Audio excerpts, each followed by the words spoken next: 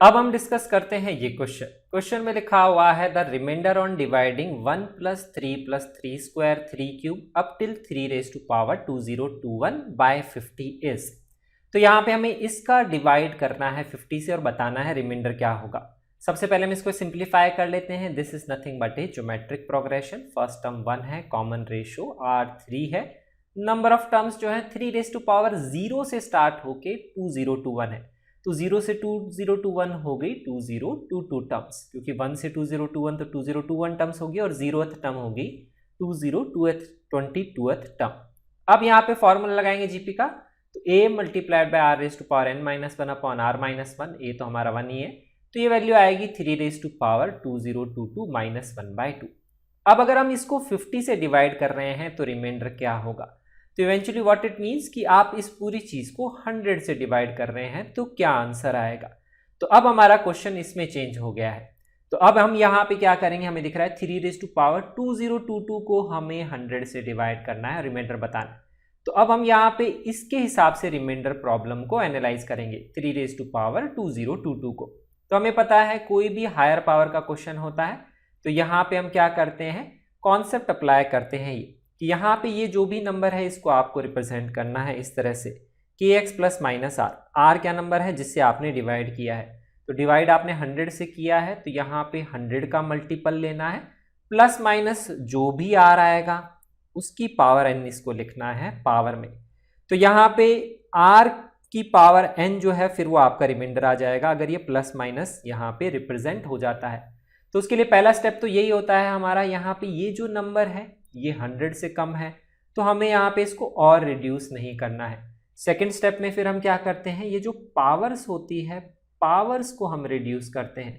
तो हम यहाँ पे क्या करते हैं, पावर्स ऑफ 3 जनरेट करते हैं यहाँ से कॉमन लेके।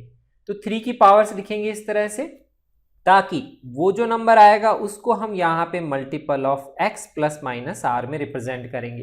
तो 3 की पावर्स यहाँ पे हम लिखेंगे, सबसे पहले वो क्या आएगा यहाँ पे उसको लिखेंगे और यहाँ पे उसी को ऐसे रिप्रेजेंट करेंगे। तो उसको रिप्रेजेंट करने का कॉन्सेप्ट क्या होता है, जिससे आपने डिवाइड किया है दैट इज 100, तो ये 100 के प्लस माइनस आर की रिप्रेजेंटेशन होती है। और इसमें आर जो है इवेंचुअली आप रिड्यूस करते करते यहाँ पे ये 1 जनरेट करना होता है, स्मॉलेस्ट आर हम यहाँ पे जनरेट करते हैं। अब यहाँ पे मैंने nth रूट भी लिखा हुआ है, तो यहाँ पे आप मल्टीपल ऑफ k भी लिख सकते हैं, मल्टीपल ऑफ x जिससे डिवाइड किया है, और अगर आप उसका रूट निकाल सकते हैं x का that is square root cube root, अगर वो पॉसिबल है उसके मल्टीपल में भी जनरेट कर सकते हैं। जैसे 100k भी लिख सकते हैं, लेकिन मुझे दिख रहा है परफेक्ट स्क्वायर है तो इसका रूट मैं 10 लिख सकता हूं। तो यहाँ पे ये जो नंबर आएगा अगर आप इसको 10 के प्लस माइनस 1 में भी रिप्रेजेंट कर लेते हैं वो भी यहाँ पे चलेगा। तो ये बेसिक आइडिया है क्वेश्चन को स्टार्ट करने का। तो पावर्स ऑफ 3 लिखेंगे तो ये आएगी, मैंने 5-6 पावर्स लिख ली। फिर मल्टीपल्स ऑफ 100 लिखेंगे तो यहाँ पे 100,000 10,000 and so on.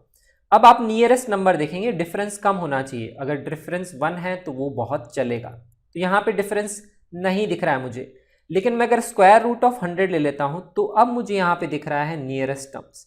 Nearest term मेरे को कौन सी दिख रही है, 9 और 10। तो मुझे यहाँ पे दिख रहा है कि मैं यहाँ पे 9 जनरेट कर लेता हूँ 3 की पावर के हिसाब से, उसको मैं यहाँ पे 10 - 1 लिख लूंगा और फिर क्वेश्चन को मैं सॉल्व करूंगा। तो अब यहाँ पे इसको मेरे को नेक्स्ट स्टेप में जाना है तो मैं इसको ऐसे ही करूंगा, 3 स्क्वायर की पावर 1011, तो उसको लिख लेंगे हम 10 - 1 रेज टू पावर 1011। तो यहां तक अपने को क्लियर होना चाहिए। अब ध्यान रखेंगे कि इसका रिमाइंडर जो है -1 की पावर 1011 नहीं आएगा, क्योंकि यहां नोटिस करिए आप x से डिवाइड कर रहे हैं तो plus minus r raise to power n remainder है, लेकिन आप इसको देखेंगे तो इसको आप 100 से डिवाइड कर रहे हैं तो यहां पे ये जो रिमाइंडर आएगा ये -1 की पावर 1011 नहीं आएगा, क्योंकि यहाँ पे 100 नहीं है। अगर सपोज यहाँ 99 की पावर 1011 होता तो 100 - 1 लिखते, तो उसके केस में -1 की पावर 1011 आप आंसर लिख सकते हैं, लेकिन इसके केस में ऐसा नहीं है। तो यहाँ पे हमें टर्म्स को एनालाइज करना पड़ेगा, तो उसके लिए हम इसकी जनरल टर्म लिखेंगे। तो अब मैं आपको बताऊंगा हम स्क्वायर रूट या nth रूट क्यों कंसिडर कर रहे थे।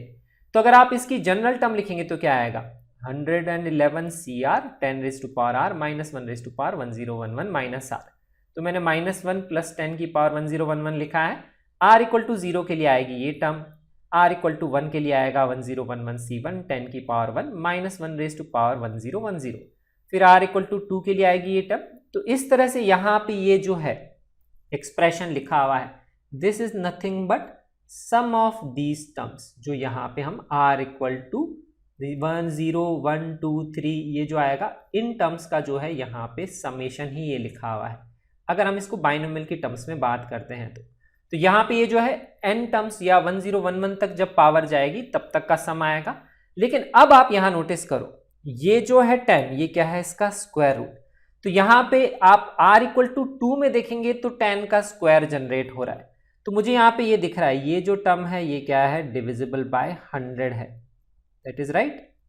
यहाँ पे ये डिविजिबल बाय 100 है।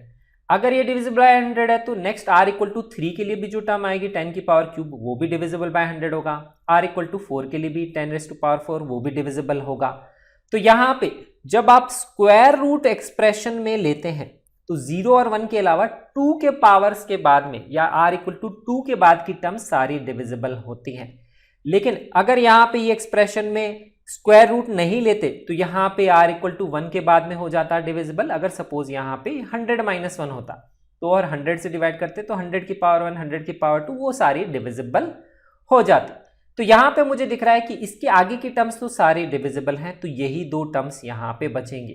तो इसके एक्सपेंशन में हम क्या लिखेंगे, सिर्फ इन्हीं दो टर्म्स को लिख लेते हैं। तो ये यहाँ से आएगा -1 और यहाँ से वैल्यू कितनी आएगी, this is 1011 10 raise to power 1 का मल्टीप्लीकेशन, क्योंकि ये +1 आ जाएगा तो ये आएगा 10110। तो यहाँ पे ये जो एक्सप्रेशन लिखा हुआ है इसको मैं ऐसे भी लिख सकता हूँ, क्योंकि इसके आगे की टर्म्स लिखने की अपने को जरूरत नहीं है।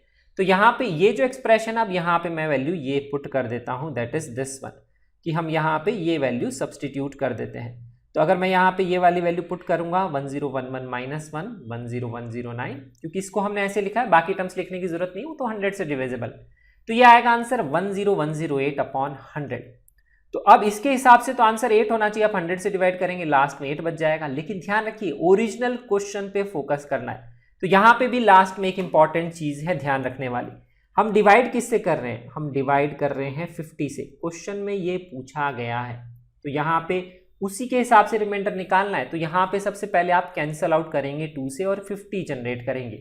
ध्यान रखेंगे अगर यहां से आप रिमाइंडर निकालेंगे तो 8 आएगा, यहां से रिमाइंडर निकालेंगे तो 4 आएगा। आंसर 4 है, क्योंकि डिवीजन में यहां क्या होना चाहिए, 50 होना चाहिए। तो डिपेंड करता है कि रिमाइंडर क्या आएगा। अगर आप कैंसल आउट कर देते हैं तो रिमाइंडर चेंज हो जाता है, हाफ हो जाता है। ये चीज हम यहाँ नोटिस करें, यहाँ 8 है यहाँ 4 है। अगर आप 2 से और डिवाइड कर देंगे तो यहाँ पे आ जाएगा दैट इज 25 27, ये आएगा यहाँ पे और ये आएगा 25। और अगर आप यहां रिमाइंडर निकालेंगे तो यहां रिमाइंडर 2 आएगा। तो देखिए रिमाइंडर रिड्यूस हो जाएगा अगर आप इस तरह से कैंसिलिंग आउट करते रहेंगे। तो ये ध्यान रखना है किससे डिवाइड करके इवेंचुअली फाइनल आंसर निकालना है। तो डिनोमिनेटर में फाइनली वही वाला एक्सप्रेशन होना चाहिए। तो जब हम न्यूमरेटर डिनोमिनेटर में कैंसिलिंग आउट करते हैं तो रिमाइंडर चेंज होता जाता है। तो यहाँ पे आंसर निकालने के लिए डिवीजन में 50 ही होना चाहिए। वो जो एक्सप्रेशन आएगा उसी से हम अपना आंसर निकालेंगे, तो आंसर आ जाएगा 4 के बराबर।